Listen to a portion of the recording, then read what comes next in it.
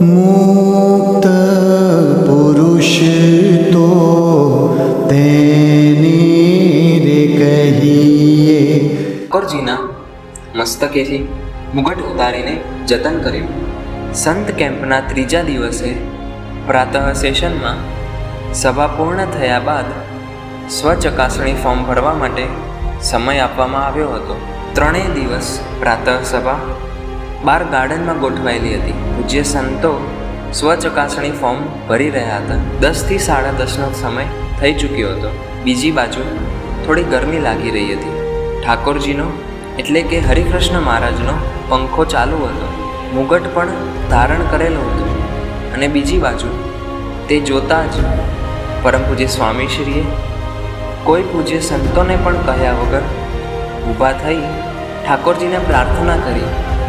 મસ્તક પરથી મુગટ લઈ બાજુમાં મૂકીને ફરીથી પ્રાર્થના કરી અને આસન ગ્રહણ કર્યું. આમ આવા અલ્પ સમયે પણ પ્રથમ ઠાકોરજીને તકલીફ તો નહીં પડે ને, તે રીતે પોતે વર્તી ઠાકોરજીની ચિંતા રાખવી તેવી રીત શીખવાડી. વાહ ગુરુજી વાહ.